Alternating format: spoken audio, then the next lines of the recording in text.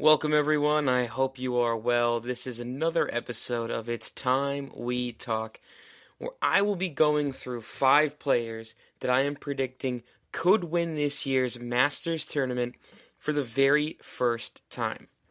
Now, it is officially Masters Week, one of the most historic and important sporting events every single year.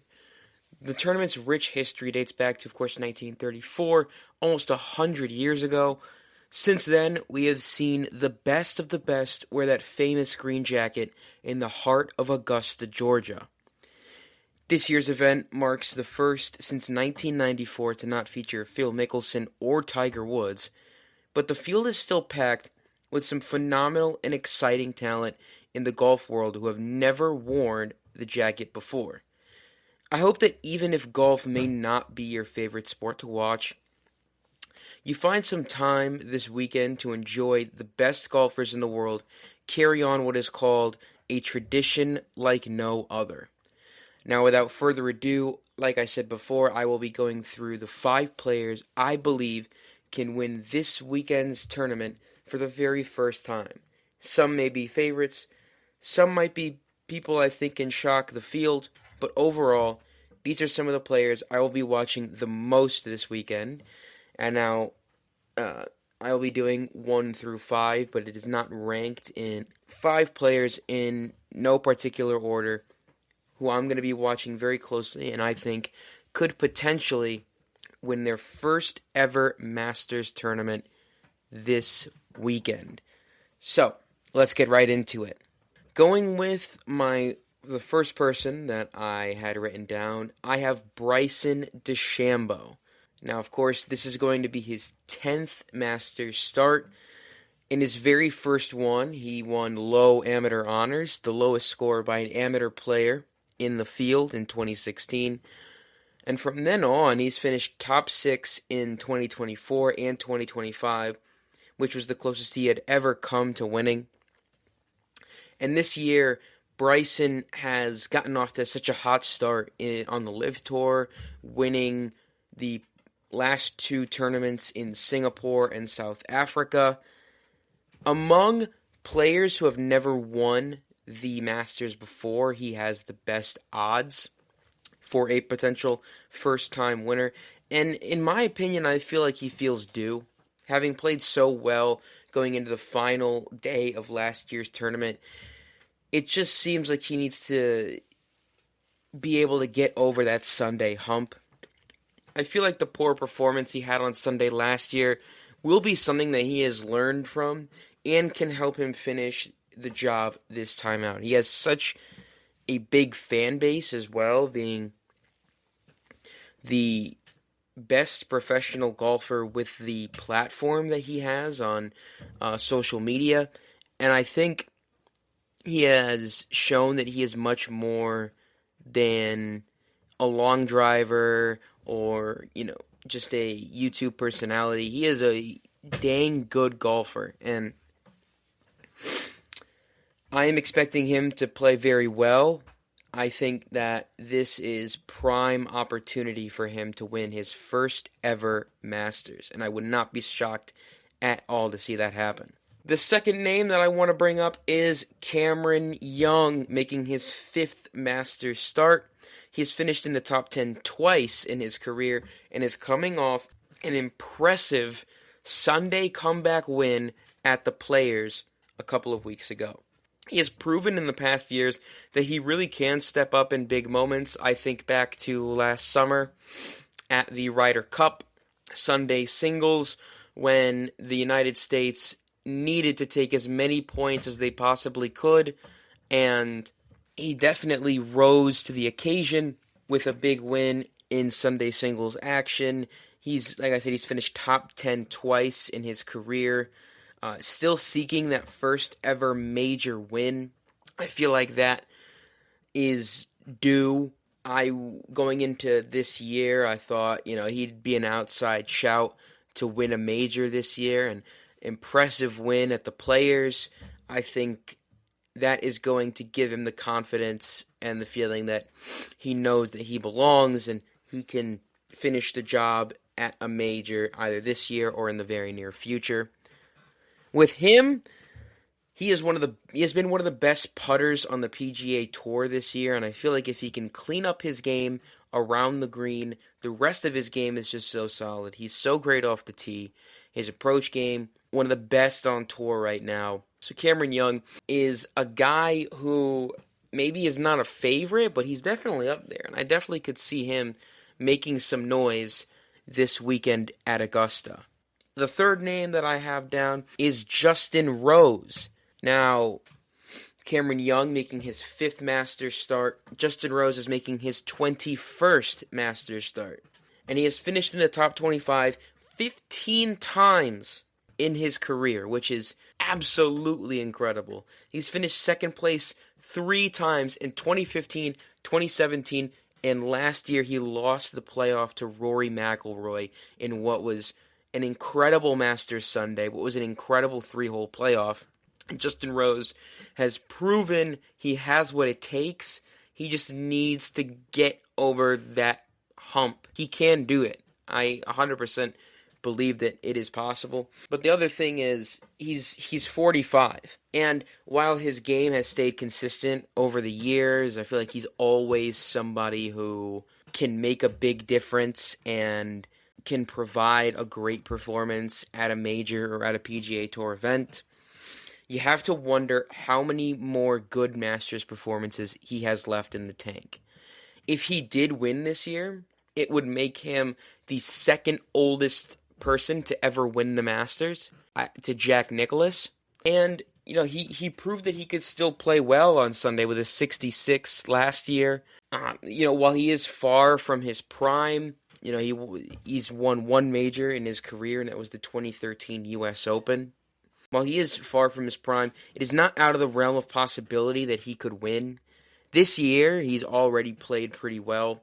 Finished 13th at the Players in what was a better performance than what his score and placement would suggest.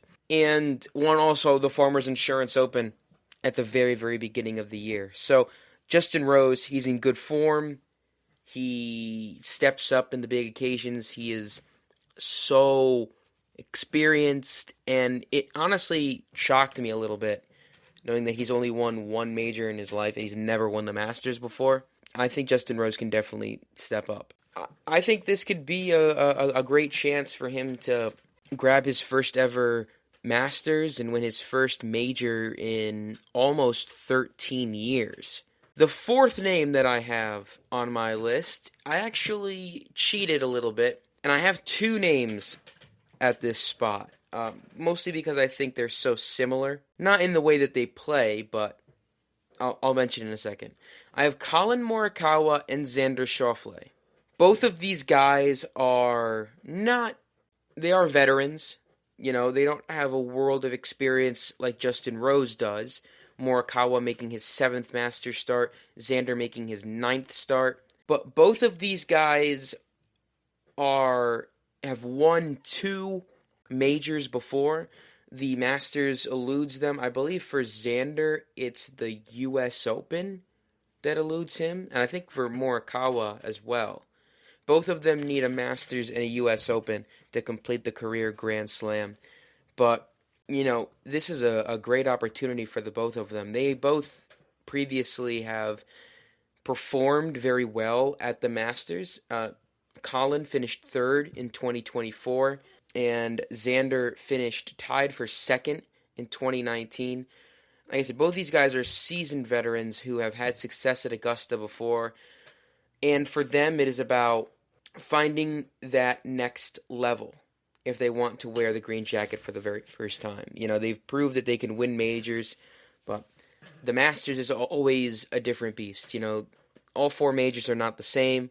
It takes a really special talent to wear that green jacket, and you just got to play the best golf for 4 days in a row, and that's really difficult for a lot of people. But I do think one of these 2 guys, it's very possible that they leave this weekend having 3 out of the 4 majors for a career Grand Slam. Now, the final name that I have on this list is my out there pick. Cam Young is kind of an out there pick because he's not one of the super famous names in golf right now, but I think he'll have decent odds to win it. Looking at it, DeChambeau has the third best odds. Schauffele has the sixth best odds. Cam Young actually has the seventh best odds. And Morikawa has the 12th best odds. Justin Rose is the 14th best odds. Now, the last guy that I'm going to be mentioning, he is plus 14,000 to win the Masters. He is above guys like Harry Hall, Aaron Rai, Ryan Fox, Wyndham Clark, Sergio Garcia, Dustin Johnson, but there are a lot of guys above him. But I've just loved watching this guy play this year, and I think there is a chance that even if he doesn't win, which I don't think is a for sure thing. I mean, you never know with the Masters. But even if he doesn't win, I think he has the opportunity to turn a few heads this weekend, and that's Englishman Marco Penge, making his first career Masters start. He would be the fourth person ever, and the first person since 1979 to win the Masters in their first attempt. Now, I really like how he's played this year, and I really like watching how he plays the game. He has the ability to become an elite ball striker. I feel like there are some parts of his game that definitely do need some work. He hits the ball so hard. He has some of the best ball speed in the game right now. I think he's great off the tee, but I think his control, and I think he's got to work on things like that if he wants to really go to that next level. But Marco Penge is definitely a guy that I'm going to be watching out for. Such a great talent, and as I said before, I think he has the ability to really turn some heads. And yeah, he just finished tied for 21st at the Valero Texas Open, but I think he has the opportunity. He did finish fourth at the Valspar a couple of weeks ago as well. I don't know, I just think he has the ability to, as I said, turn some heads. I wouldn't be surprised if he missed the cut, but I also wouldn't be surprised if he really stepped up his game at Augusta the very first time. Sometimes I feel like it's better for a player who has never played at Augusta before. And I know that sounds weird, but you don't really know the monster of Augusta. So a lot of the other guys on this list that I've mentioned really get in their own head when it comes to getting over the hump. You know, you finished in the top 10, the top 5 so many times. I think of Justin Rose, Xander Schauffele, guys like that. Whereas Marco Penge is going to be a guy who comes in here and hits the ball hard. He's going to play some decent golf, and who knows? Maybe he gets himself going on the Thursday and the Friday, gets himself some good momentum making the cut, and honestly, Masters Saturday and Sunday, you never know what can happen. So yeah, those are my 5 guys to look for, I guess, that have never won the Masters before. I'm very much looking forward to Thursday, watching the very beginning, just watching throughout the week, trying to watch as much as I can.